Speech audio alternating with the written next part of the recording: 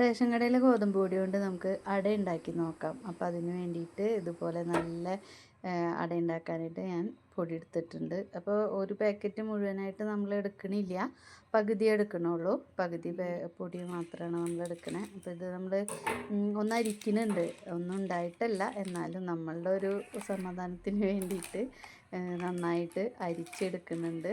അപ്പോൾ അര പാക്കറ്റേ ഞാൻ എടുക്കണുള്ളൂ, അതിന് ഉള്ള ആൾക്കാരേ ഉള്ളൂ. അപ്പോൾ അതുകൊണ്ട് തന്നെ നമുക്ക് കുറച്ച് പൊടിയേ നമ്മൾ എടുത്തിട്ടുള്ളൂ.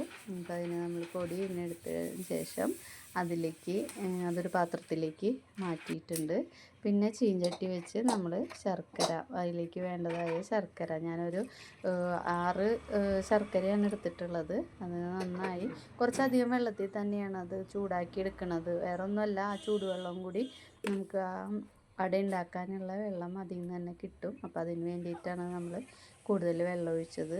അപ്പോൾ ശർക്കര നമ്മൾ നന്നായിട്ട് ഉരുക്കിയെടുക്കുക. 6 ശർക്കരയ്ക്ക് ഏകദേശം ഞാനൊരു കപ്പ് വെള്ളം തന്നെ ഒഴിച്ചിട്ടുണ്ട്. ആ ഗോതമ്പ് പൊടീനെ നമുക്ക് കുഴയ്ക്കാനുള്ള അത്രയും വെള്ളം തന്നെ അതിൽ യൂസ് ചെയ്തിട്ടുണ്ട്.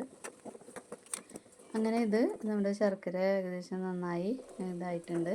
അത് നമുക്ക് പൊടിയിലേക്ക്, ഗോതമ്പ് പൊടിയിലേക്ക് ഒഴിക്കാം. അത് ചൂടോട് കൂടി ഒഴിച്ച് കഴിഞ്ഞാൽ നല്ലത് തന്നെയാണ്, നമുക്ക് സോഫ്റ്റ് കൂടും. നമ്മൾ ചൂടാറാൻ നിൽക്കണമെന്നില്ല, ആ ചൂടോട് കൂടി തന്നെയാണ് നമ്മൾ ഈ ഗോതമ്പ് പൊടിയിലേക്ക് ഒഴിക്കുന്നത്. അപ്പോൾ അതിൽ ഉപ്പിട്ടിട്ടുണ്ട്. അപ്പോൾ ഉപ്പും ഇട്ട പൊടി ഒന്ന് ഇളക്കിയതിന് ശേഷമാണ് ഇത് നമ്മൾ കല്ല് പൊടികളൊക്കെ ഉണ്ടെങ്കിൽ അടിയിലുണ്ടാവും. അപ്പോൾ അത് മാറ്റിയിട്ട് നമ്മൾ ഊറ്റിയാണ് ഒഴിച്ചത്. അങ്ങനെ ഒഴിച്ചിട്ടുണ്ട്. ഇനി നന്നായിട്ട് ഇത് കുഴയ്ക്കണം. അപ്പോൾ ഇത് നല്ല ചൂടാണ്. അപ്പോൾ ഈ ചൂടുള്ള പൊടിയെ ഒറ്റയടിക്ക് കുഴയ്ക്കാൻ പറ്റില്ല. അപ്പോൾ അതുകൊണ്ട് തന്നെ ചൂടൊന്ന് ആറണ നേരം കൊണ്ട് നാളികേരം, ഒരു അരമുറി നാളികേരം ആണ് ഞാൻ എടുക്കുന്നത്. ആ നേരം കൊണ്ട് നാളികേരം നന്നായി ചിരകി എടുത്തു. ഇനി നമുക്ക് ഇതുകൂടെ ആ പൊടിയിലേക്ക് ചേർത്ത് ഒരുമിച്ച് കുഴയ്ക്കാം. അപ്പോൾ ഇപ്പോൾ നമുക്ക് ആ ഗോതമ്പ് പൊടി ഒരുവിധം ചൂടൊക്കെ ആറിയിട്ടുണ്ട്. നമുക്ക് ചെറിയ ചൂടുണ്ട്, എന്നാലും നമ്മുടെ കൈ പൊള്ളണ പരുവൊന്നും മാറി. അപ്പോൾ ആ നാളികേരം അതിലിട്ടിട്ട് ഒന്നിച്ച് കൂട്ടി കുഴയ്ക്കുകയാണ് ചെയ്യുന്നത്.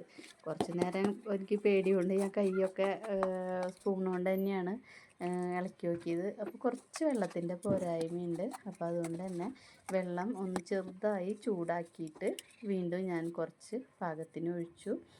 നന്നായി നമ്മൾ കുഴച്ച് വെക്കണം. ഒരു 5 മിനിറ്റ് റെസ്റ്റ് ചെയ്യാൻ വേണ്ടിയിട്ട് കുഴച്ച് വെച്ചു. ഇത് നല്ല സോഫ്റ്റാണ്. ആകെ നമുക്ക് ഗോതമ്പ് പൊടിയിലേക്ക് ഉപ്പും ശർക്കര പാനി, ചൂടുവെള്ളം, പിന്നെ നാളികേരം, ഇത്രയും നമുക്കുള്ളൂ. ഇത്രയും 5 മിനിറ്റ് ഇരിക്കുന്ന നേരം കൊണ്ട് ഞാൻ ഇല പറിക്കാൻ വേണ്ടിയിട്ട് ഇറങ്ങി.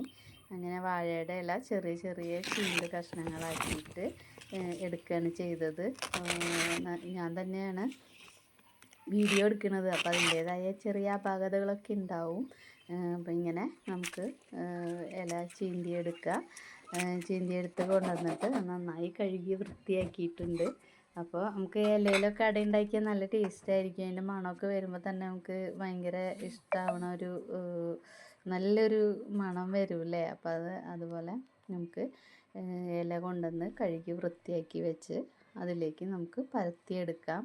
അപ്പോൾ ഇത് 2-3 തരത്തിൽ വേണമെങ്കിൽ ഉണ്ടാക്കാമെന്ന് വെച്ച് കഴിഞ്ഞാൽ, ഈ അട പരത്തിയത് നീളനെ എല്ലായിടത്തും പരത്തിയിട്ട് അതിൽ നാളികേരം ഇടണവരുണ്ട്.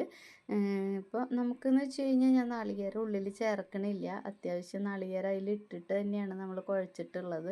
അപ്പോൾ അതുകൊണ്ട് തന്നെ പകുതി സ്ഥലത്താണ് അത് പരത്തിയിട്ട് മറ്റു ഭാഗം കൊണ്ട് മറച്ചടയ്ക്കുകയാണ് ചെയ്തത്. അങ്ങനെ അടച്ച് അടകളിങ്ങനെ റെഡിയാക്കി വെച്ചിട്ടുണ്ട്. അത്രയും മാവ് കൊണ്ട് നമ്മൾ ഏകദേശം ഒരു 9 അടയാണ് നമ്മൾക്ക് ഉണ്ടായിരുന്നത്. 8-9 അടകളോളാണ് ഉണ്ടായിരുന്നത്. അതിനെ നമ്മൾ തീ തന്നെയാണ് കേട്ടോ. ഗ്യാസിന് ഒന്നാമത് വില, രണ്ടാമത് ഏറ്റവും എളുപ്പം, ഏറ്റവും പെട്ടെന്ന് തന്നെ ആവി വരാനും എല്ലാറ്റിനും ഏറ്റവും നല്ലത് നമ്മുടെ ഗ്യാസ് അടുപ്പ് തന്നെയാണ്. അപ്പോൾ അടുപ്പത്താണ്. അപ്പോൾ അടുപ്പിൽ ഞാൻ കത്തിച്ച് ഇഡ്ഡലി ചെമ്പ് വെച്ച് അതിൽ ആവി വരുന്ന രീതിയിൽ നല്ല അടുക്കി നമ്മുടെ അടകളൊക്കെ അടക്കി വെച്ചു. നന്നായി അടിയിൽ തീ കത്തിച്ചു. തീ നന്നായി കത്തണം. കാരണം ഗോതമ്പ് ഉള്ളിലേക്കൊക്കെ ഒന്ന് വേവ് റെഡി ആവണമെങ്കിൽ നമുക്ക് നല്ല ഒരു തീ തന്നെ വേണം. അപ്പോൾ അതിൽ നമ്മൾ നന്നായി ആവി വരുന്നുണ്ട്. ഒരു അരമണിക്കൂറോളം കത്തിച്ചു കേട്ടോ. അല്ലെങ്കിൽ ഉള്ളു വേവാൻ ഇത്തിരി ബുദ്ധിമുട്ടാണ്. അപ്പോൾ ഉള്ളു വെന്തില്ലെങ്കിൽ നമ്മൾ കഴിക്കാനും സുഖം ഉണ്ടാവില്ല. അഥവാ കഴിച്ചാലും വയറിന് കംപ്ലൈൻ്റ് ആയിരിക്കും. അപ്പം അതുകൊണ്ട് തന്നെ ഇടയ്ക്കൊന്ന് അങ്ങോട്ടും ഇങ്ങോട്ടൊക്കെ തിരിച്ചും മറിച്ചൊക്കെ ഇട്ടിട്ട് തന്നെയാണ് നമ്മളത് ഒരു 10-15 മിനിറ്റ് കൂടുമ്പോൾ ഒന്ന് അങ്ങോട്ടും ഇങ്ങോട്ടും തിരിച്ചും മറിച്ചും ഇടുന്നുണ്ടായിരുന്നു. ഏകദേശം നമ്മുടെ അട നന്നായി പുഴുങ്ങി കിട്ടിയിട്ടുണ്ട്. ഇത് നല്ല ടേസ്റ്റാണ്. നമുക്ക് അധികം സമയമൊന്നും വേണ്ട, പെട്ടെന്ന് തന്നെ ഉണ്ടാക്കിയെടുക്കാവുന്നതേ ഉള്ളൂ. അപ്പോൾ എല്ലാവരും ഇങ്ങനെയൊക്കെ ഒന്ന് ഉണ്ടാക്കി നോക്കുക. നല്ല ടേസ്റ്റി ആയിട്ട് കിട്ടും. നമുക്ക് 4 മണിക്കൊക്കെ കഴിക്കാൻ നല്ല പലഹാരമാണ്. ഇതിലിപ്പോൾ നമുക്ക് ശരീരത്തിന് കംപ്ലൈൻ്റ് ആയ ഒന്നും തന്നെ ഇല്ല. അപ്പോൾ അതുപോലെ നല്ല നാടൻ പലഹാരങ്ങളാണ്. ഇതുപോലെ എല്ലാവരും ഉണ്ടാക്കി നോക്കുക. നല്ല ടേസ്റ്റ് തന്നെ ഉണ്ടായിരിക്കും. നമുക്ക് ഏകദേശം നമുക്ക് ചക്കടയും ഗോതമ്പടയും അരിയുടെ അടയൊക്കെ ഏകദേശം ആവിയിൽ പുഴുങ്ങുന്നത് തന്നെയാണ് നല്ലത്. നമ്മൾ പീസാക്കി കട്ട് ചെയ്തതിന് ശേഷം നല്ല കട്ടൻ ചായയുടെ കൂടെ സുഖമായിട്ട് നമുക്ക് കഴിക്കാവുന്നേ ഉള്ളൂ. അപ്പോൾ എല്ലാവരും ഇങ്ങനെ ചെയ്ത് നോക്കുക. എല്ലാവരും എൻ്റെ ചാനൽ സബ്സ്ക്രൈബ് ചെയ്യുക, ലൈക്ക് ചെയ്യുക, കമൻറ്റ് ചെയ്യുക. Okay, by.